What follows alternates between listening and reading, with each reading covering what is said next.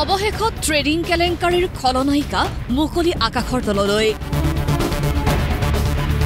প্ৰায় 8 মাহৰ কাৰাবন্দীত্বৰ অন্তত জামিন লাভ সুমি বৰাৰ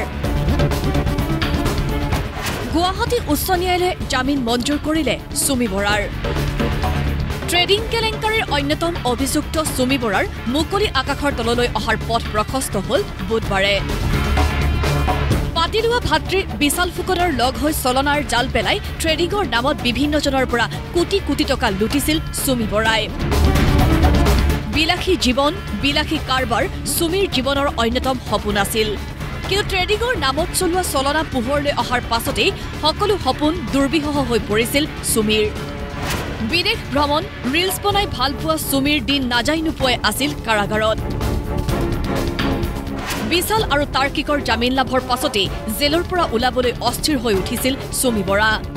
জামিনৰ বাবে আবেদন কৰিও বাৰে বাৰে মুখ ঠেকেচা খাইছিল সুমিয়ে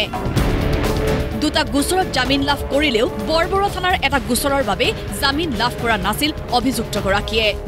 অৱশেষত সেই গোচৰটোতো জামিন লাভ কৰিবলৈ সক্ষম হ'ল সুমি বৰা সকলো ঠিকেই থাকিলে বৃহস্পতিবাৰে ডিব্ৰুগড়ৰ কাৰাগাৰৰ পৰা ওলাব সুমি বৰা সুমি বৰাক যদিও ইয়াতে কেছটো ঠাউৰা হৈছিলে কিন্তু এনেকুৱা সুমি বৰাৰ এগেইনষ্টত কোনো ধৰণৰ তেনেকুৱা এলিগেশ্যন ডাইৰেক্ট এলিগেশ্যন নাছিলে যে তেওঁ এইটো কামৰ লগত ইনভলভ আছিলে যিটো ট্ৰেডিং কেলেংকাৰী বা এইটোৰ লগত কোনো ধৰণৰ তেওঁ ডাইৰেক্ট এভিডেঞ্চ নাই বা কোনো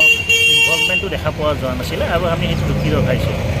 আৰু ছেকেণ্ড কথা আৰু এটা আছিলে যে তেওঁ যেতিয়া এৰেষ্ট কৰিছিলে এৰেষ্ট মেম'খনত একচুৱেলি আমাৰ কণ্ডিশ্যনটো থাকিব লাগে যে তেওঁ কি কাৰণত এৰেষ্ট কৰা হৈছিলে সেইটোও আমাৰ এৰেষ্ট মেম'খনত নাছিলে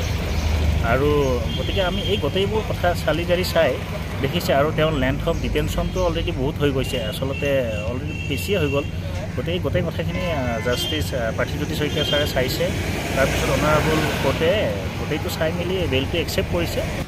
উল্লেখ্য যে 2024 চনৰ 12 ছেপ্টেম্বৰত আত্মগোপন কৰি থকা সুমি বৰাই ধৰা দিছিল আৰক্ষীৰ ওচৰত আৰু তেতিয়াৰ পৰাই কাৰাবন্দীত্বৰ জীৱন অতিবাহিত কৰি আহিছে সুমিয়ে